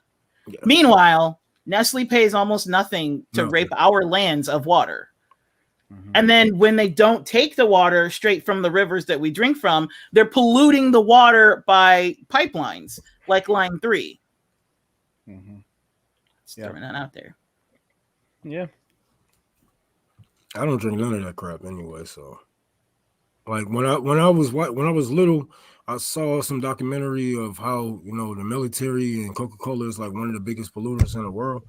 Then I saw Coca-Cola taking over small islands and promising people money and stuff like that, but they just poisoned their land and people growing up on Coca-Cola type shit. They really have slaves, real slaves, y'all. And it just turned me off from that whole shit. I just never drunk Coca-Cola again. Fuck their products. I have the privilege of living in Detroit, so I can't just drink some tap water. So that's why I really don't go out for water. But Yeah. Do you know where Nestle, since Nestle pretty much dried up the Colorado River, which is where California gets our water from, and 4 other states, do you know where Nestle moved to now? They're going to Michigan. Michigan. You're about to have a drought. Yep. Congratulations. Well, shit. They can try, but I don't know. A couple of people up here, we kind of serious about our water, so hopefully, it sparks some type of change. But a lot Just of like people, Flint, which is also Michigan. No. We talking about Detroit. You know what I'm saying? Because Coleman Young taught us a long time ago not to let the white man get control of the water. That was Flint that fucked up and didn't listen to Coleman Young. So we're gonna do our thing and make sure that our water stay the cleanest that we can, because we still got some of the cleanest water in the world. So like it'd be a lot of water protests up here. So I think if it's a drought, people will catch on. And it's enough people up here to educate to catch people up on some shit. Rome, is that why your skin is so clear and smooth like melted chocolate? Yeah, man. Next question. You can't drink soda, man. You got to say no to it. JB, that was your outside voice. Sorry for Roman and Feeney, but there's no organized online. The rest of you affiliated with. And well, fuck me. Okay, well, fuck you too, nigga. No, for fuck's sake. Okay, so the question is, aside from Roman and Feeney, what activism / organizing outside of online are the rest of you affiliated with? And I think this is a question of like, do you actually practice what you preach, or are you just saying shit online? They didn't exclude. The reason they excluded you and Afeni is because everybody can see what you guys are doing, because you're very vocal about the things that you do. They want to know about what the rest of us are doing. In response to this, I first want to bring attention to Carrie. Andy, can you describe what Carrie is doing right now? I could describe it, but you probably wouldn't believe me. Carrie moved from the suburbs of Chicago in a car with her husband and 2 dogs and a cat to Albuquerque, New Mexico. And the reason they moved there is because Gary's husband was offered a new job, and they decided to sell their house and move down there. They bought a camper, and they are currently building the house by themselves. Now, if you don't know Carrie is a middle-aged, blind, disabled woman who is making the bricks for her house by hand and building this house. If she can do that, anybody can do anything. But Carrie is an amazing lady. If you've ever watched us on Hair of the Dog, she is a investigative reporter, and she is incredibly good at what she does. You can ask Rome; he knows. She is a quite the person. She got balls. She's a White House whistleblower. She's the real deal. Yep, and she is an expert in a lot of different things. And at one point, she was the VP of a very large corporation. She's lived all over the world, and like a very just a really good soul. Like, I think that everybody in our team would get that vibe from her, but just take no prisoners and do her thing. My situation here is I started doing my activism more in terms of on the computer, not on the street, because of my ability to do like audio and video creation and editing and graphics design and all that stuff. So when I signed up with Real Progressives, that was my foray into activism, with creating the Macro and Cheese podcast, the MMT podcast, and doing all that kind of stuff. I've been doing that for over 2.5 years. But Canada's a lot different country than the US is currently. We have, I would say, things better here. Just because of policy, not because of people. But you have to remember that I've a number of occasions wanted to before the pandemic, wanted to try to get to places like to get down to help out a friend of mine, Jody New, who lives in New Hampshire. And I was actually going to try to sneak into Detroit for the M4A if the border opened, but they're still closed, so I can't get through. I've been trying to run across that motherfucker for a minute. Trust me. As far as I'm concerned, I'm new to this. I want to dive deeper, though I do have my limitations. I am disabled. I am a kidney dialysis patient, and also I get chronic fatigue, so it's not that easy for me to be out there. I do get out, when I can. I did the March for Medicare for All. I spoke at the March for Medicare for All here in Orlando. And so,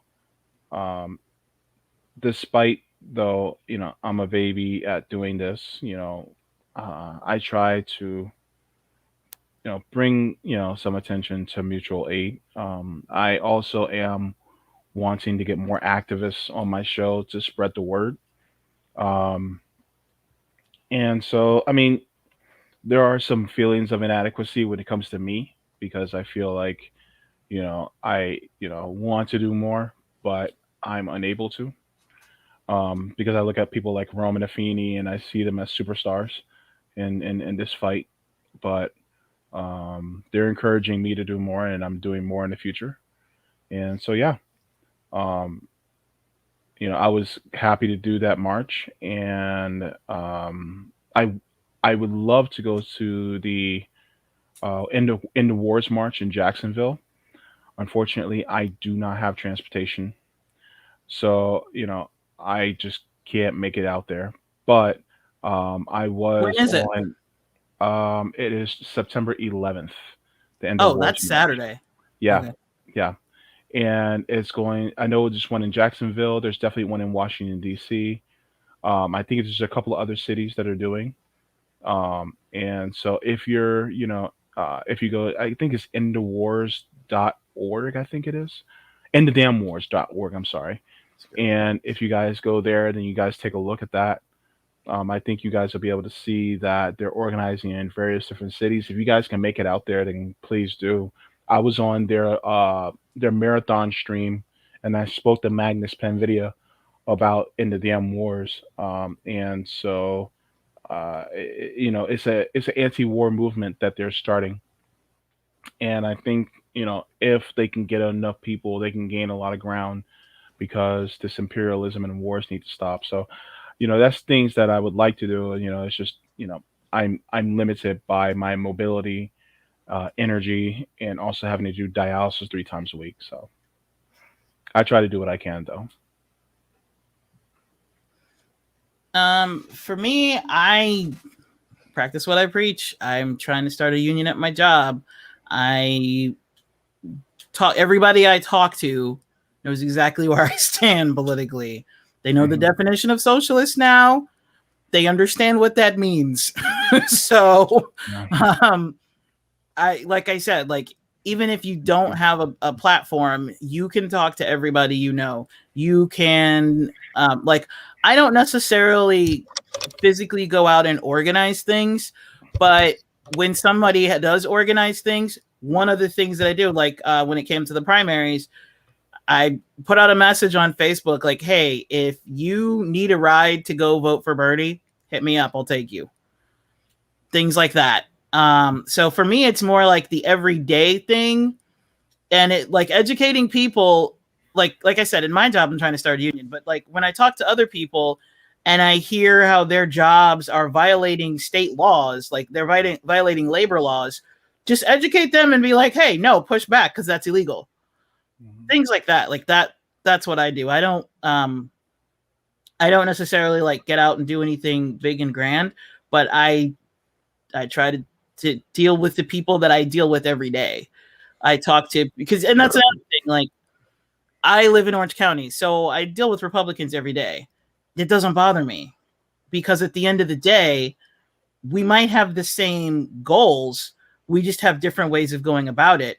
And I would rather reach across, I would rather deal with people where we agree and try to come to, like, but at the end of the day, what we want is a solution, right? We want to fix the problem. We all recognize that there's a problem. So perhaps we can come together and find a solution that works for us. Yep. So to me, personally, it's a one-on-one talking to the people in your life that you deal with every day.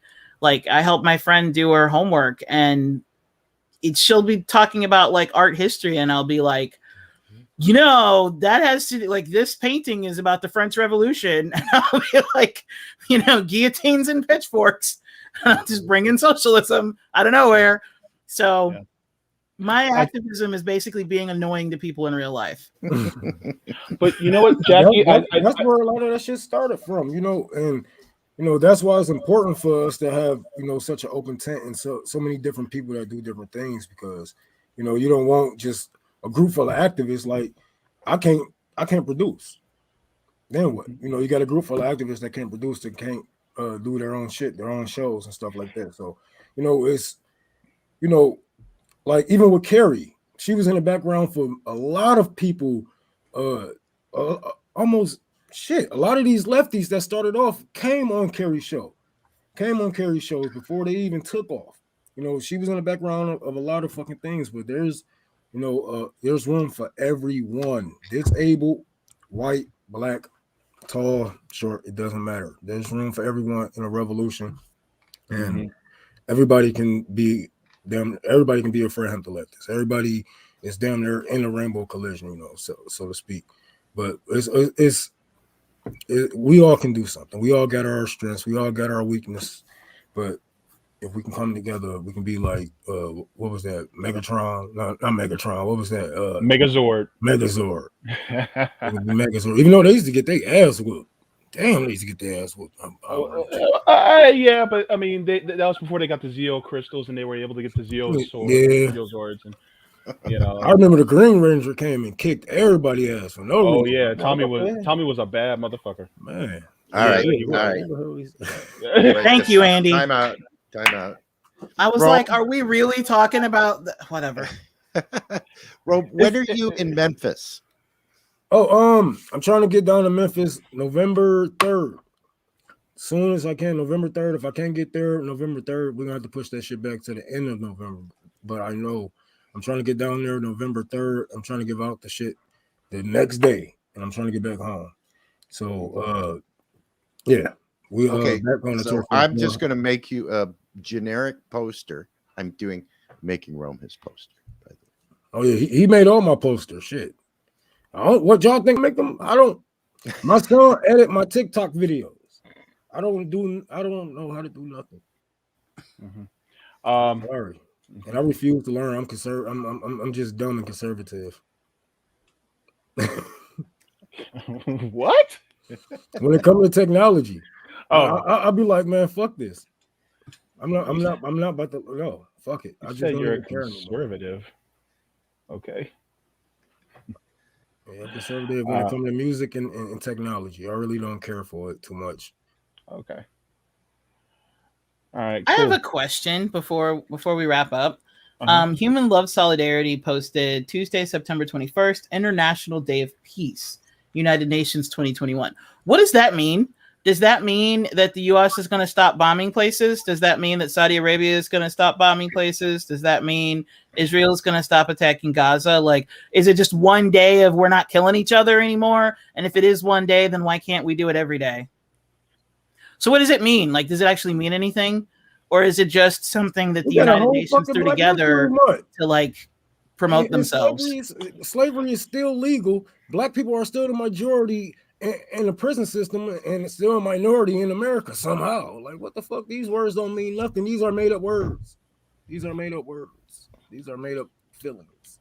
Like, just stop. Yeah. So, Jackie, what do you have coming up?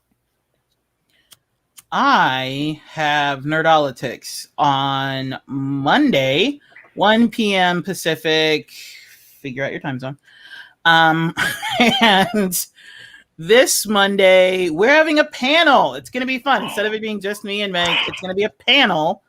And confirmed for that panel are Christopher Neal, Bess from Malinsplain, and Franco from Frankanalysis. Possibly Nico, not sure yet.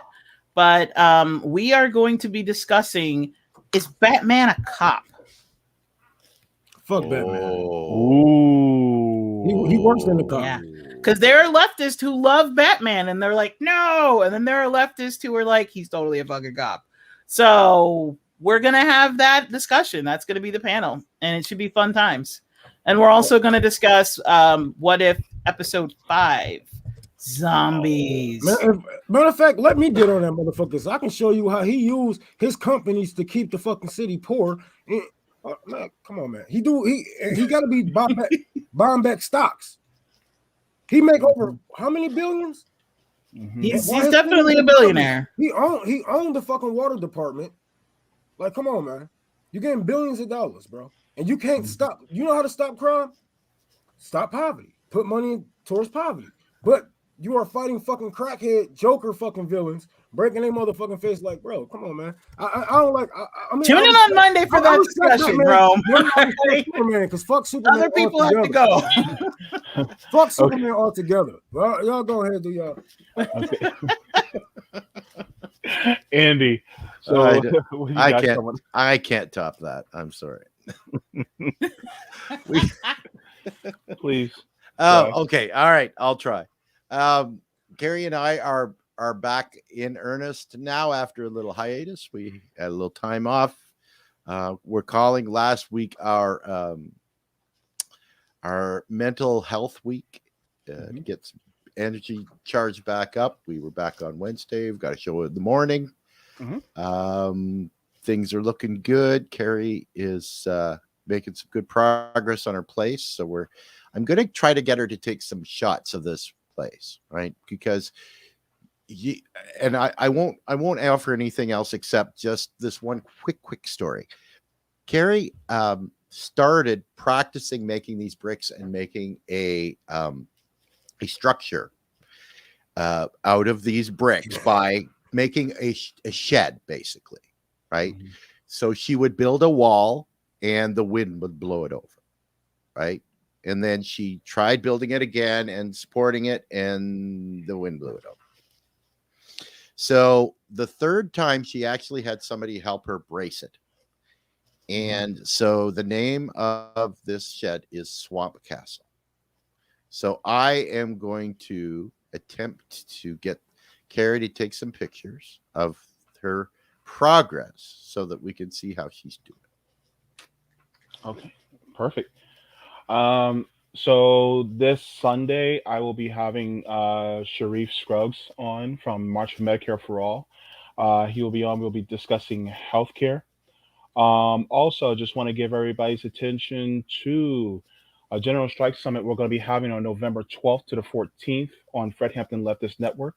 We'll be doing that in the future. So if anybody wants to, learn more about general strike workshops, organizing mutual aid, activist roundtables, things like that, then that is something also to prepare for. That's in, a couple months. So you have a couple months to prepare for that. It's going to be a 3-day live stream event. Also, I just want to give attention because Nick is going to be on Jimmy Dore's show this evening. I think it's at 6:30. I think it's 6:30 Pacific time, I think. Check Jimmy Dore's channel for that. But Nick will also be on Jimmy Dore's channel tonight if you guys are missing Nick. I know, Dee Dee is probably missing Nick because, she's like, where's Nick? So, Dee Dee, we all love you, but, I want you to ask, where's James sometimes? You know what I'm saying? So, but I'm just saying. Being a little needy there, James. I am. Okay. Granted. Touche. Oh my gosh. Okay, I- so I go ahead. finished Rome's We got like poster. 30 seconds. You see Rome, what if I you wanna did? You like see- what I did there? Hey, we don't care, bro. We don't care. Nobody cares. Nobody cares. Andrew. Aw. Thank you for the super chat, Steve. Steve. Oh, thank you, Steve Wolf Brent. Thank you. Yeah, but we don't care about none of that shit. It's about to be a new election cycle, all that shit. Anyways, we don't care about none of that shit. We don't care about voting. We don't advocate voting. We don't want y'all to work for no parties. We don't want y'all to work for no companies, no campaigns, no none of that. Work on mutual aid. Don't give up your power, and we love y'all so much. Yeah. So, does anybody else have anything to add before we leave? Peace. Nope. All right. Well, Have a good week. all right. See you later, everybody.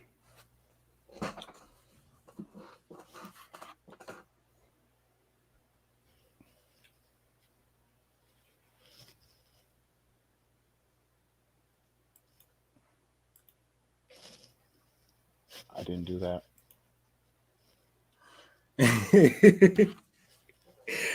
That nigga said it's not just voting. Yo, nigga, fuck that.